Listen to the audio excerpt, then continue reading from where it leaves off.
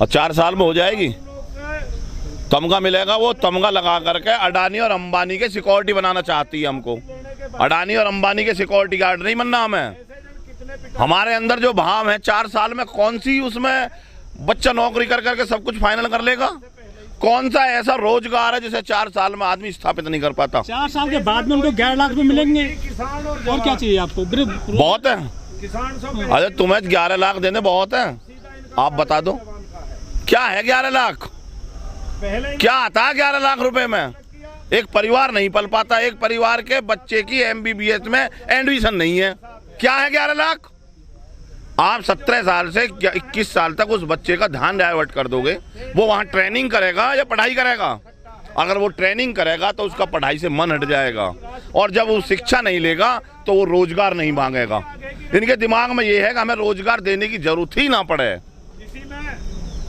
कोई चीज बैठ करके आज तक इन्होंने क्लियर की है कि ये योजना ये होगी, इसमें ये लाभ मिलेंगे, इससे ये नुकसान नहीं होंगे? क्या पता है जो 25% जाएंगे उसमें शोषण नहीं होगा? कौन लोग होंगे जो 25% में खरे उतरेंगे? उनका क्या क्राइटेरिया होगा जो इनकी गुलामी करेंगे, जो वहां पर पैसे देंगे उनको ये 25% में लेंगे? ये क्लियरिटी होनी चाहिए क्या चाहते हैं ये देश से। सेना को सरकार का प्रवक्ता नहीं बनना चाहिए। ये सरकार का नियम है, सेना का नहीं। सेना देश में पहले भी थी, आज भी है और आगे भी रहेगी।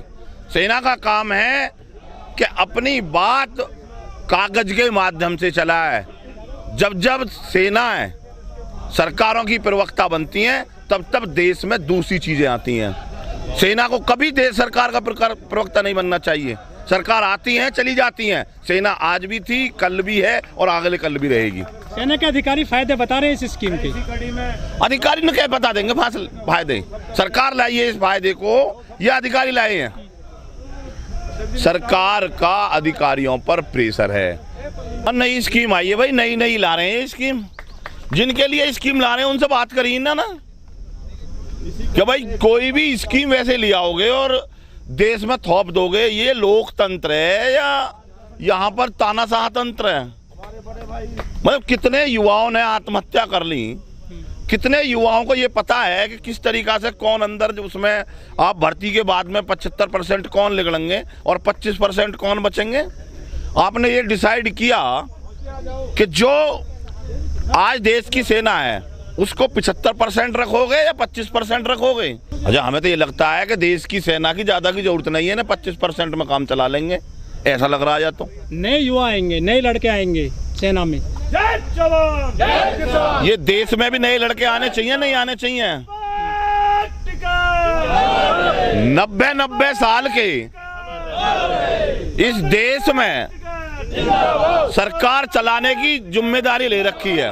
देश में अगर गवर्नर 90 और 95 साल के बनाए जा रहे हैं तो क्या आर्मी के रिटायर नहीं बनाए जा सकते? ब्रिगेडियर को नहीं बनाया जा सकता? वहां पर जिनके बस की खुद खड़ा होकर चलना नहीं है वो बैठा दिया इन्होंने सीटों पर और कह रहे हैं देश में युवाओं को नए को जिम्मेदारी दी जाएगी। आप 50-50 बार चुनाव लड़ो, आपको छूट। आप 50-50 बार पेंशन लो, आपको छूट। नेताओं के कितने बच्चे फौज में हैं बताएं ना। ये देश के किसान पर पहले इन्होंने हमला किया, अब देश के युवा जवानों पर इन्होंने हमला किया है। इसको वापस लेना पड़ेगा।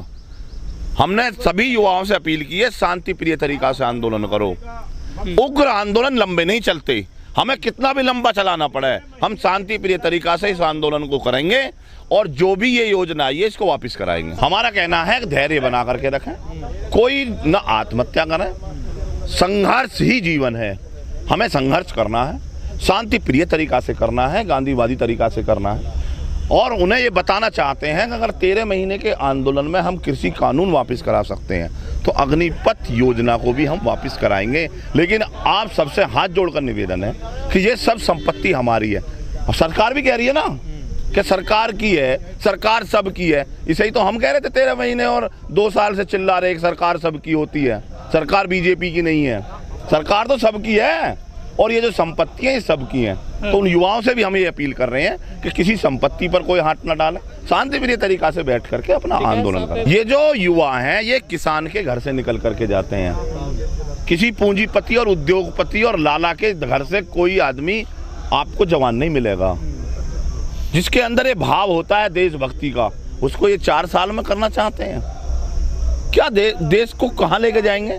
इजराइल की मिसाइल देते हैं। इजराइल में जो विधायकी का चुनाव लड़ता है वो सर्वप्रथम पहले 4 साल फौज की नौकरी करता है। किसने की है फौज की नौकरी में से? हम पहले ये पूछना चाहते हैं कि इसका क्लियरेंस क्या है। कोई क्लियरेंस नहीं है इनके पास। और हम सरकार से निवेदन करना चाहते हैं कि जो सेना प्रमुख हैं उनको अपना प्रवक्ता ना बनाए। हाँ, तो ऐसे ही जो बयान लेके जाएंगे ना, कोई कह रहा है इनके नेता हमारे वहाँ पे बीजेपी के कार्यालय में रहेंगे, कोई कह रहा है कि हमें ज़रूरत नहीं है। तो यही तो है इनकी सोच। इनकी ज़रूरत थी, इनको एक्सटेंशन तक के दिए गए। इनकी ज़रूरत थी देश में कि इन्हीं को फिर कैसे दोबारा नेतागिरी करेंगे। देश के सर्वोच्च पद पर ये रह लिए सेना में और ये कहते हैं हमें ज़रूरत नहीं है। अरे कम से कम बयान तो शुद्ध कर लो। तुम्हें तो आज भी ज़रूरत है कुर्सी की, तुम्हें तो आज भी चाहिए मंत्री पद। जिनको मंत्री पद नहीं मिलता वो महाराष्ट्र के देख लो क्या हालात हो रही है। हमारा वो भविष्य तय करेंगे जो अपने बिकने का इंतजार कर रहे हैं। जो रिटायर्ड सैनिक हैं वो भी इसके फायदे बता रहे हैं। अरे कोई नहीं बता रहे, वो बता रहे हैं जिन्होंने अंधी भक्ति की पट्टी बांध ली है, वो बताएंगे इसके। वो तो कृषि कानून के भी बता रहे, वो तो नोटबंदी के भी बता रहे, वो तो जीएसटी के भी बता रहे। वो तो अगर ये कह देंगे कि ये जो भी मोदी जी कहेंगे अब दिन नहीं निकलना चाहिए, रात रहनी चाहिए, रात में अच्छे काम होंगे, तो उसी को मान लेंगे।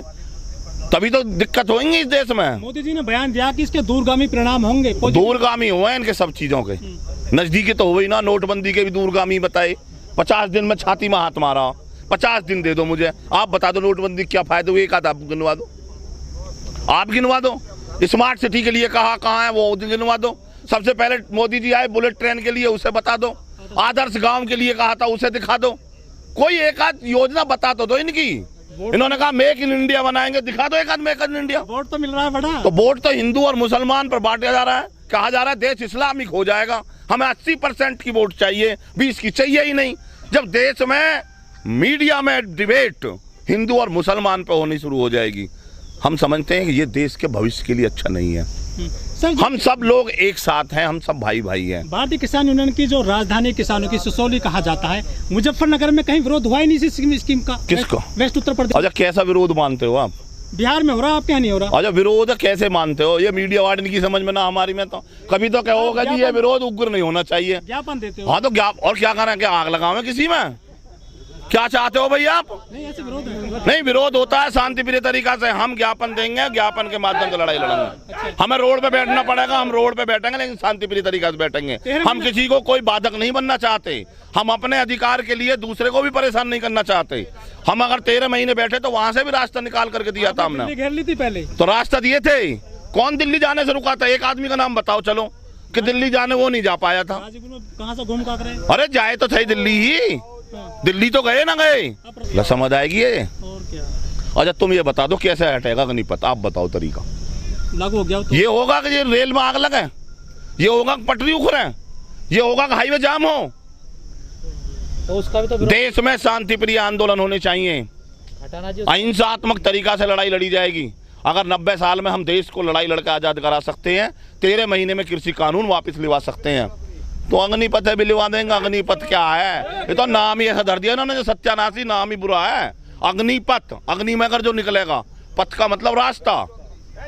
इन्होंने तो नाम ही ऐसा रख दिया, इन्हें ले डूबेंगे ये। पता नहीं सलाह कौन दे ऐसी। और ये तो आप बताओ ना, इनसे पूछ के एक आध बात मुझसे क्यों पूछो, तो इन सरकार के इनसे पूछो कि भाई तुम मीटिंग नहीं करते, तुम्हें कौन सलाह दे ऐसी। इनसे पूछ ले करो ना इन बात ने। ये सरकार जो है पुलिस और जवानों को प्राइवेट करना चाहती है। ये चाहते हैं कि ये प्राइवेट हो जाए, ये हमारे अधीन काम करें। सरकार जब जब सेना के जवानों को अपने अधीन काम कराना शुरू करेगी तब तक दिक्कतें पैदा होंगी। सेना स्वतंत्र होनी चाहिए। अगर सेना भी स्वतंत्र नहीं होगी तो लोकतंत्र भी जिंदा नहीं रहेगा। और लोकतंत्र को जिंदा रखने के लिए सबसे पहले सेना को स्वतंत्र छोड़ना पड़ेगा। महाराष्ट्र में जिंदा तो है लोकतंत्र। हाँ, तो ये सेना ही तो ना होने नहीं, जो इनके प्रेशर में जो सरकार, महाराष्ट्र में क्यों नहीं रहे वो विधायक? जहां बीजेपी की सरकार हो वहां क्यों गए आप बता दो। कांग्रेस की जहां सरकार है वहां भेज देते, हम मान लेते कि हाँ भाई ठीक है। जो सरकार जहां इनकी सरकार होती है ये उन विधायकों को वहां रखते हैं कि इनसे कोई बात ना कर ले। खुला नंगा नाच चल रहा है, वो हमारा भविष्य तय करते कहीं है लोकसभा में, विधानसभा में बैठ करके। जो अपने बिकने की बोली लगवाते हैं वो हमारा भविष्य तय करते हैं कि मुझे कितना पैसा दोगे, मुझे कौन सा मंत्री पद मिलेगा, वो करेंगे हमारा भविष्य तय।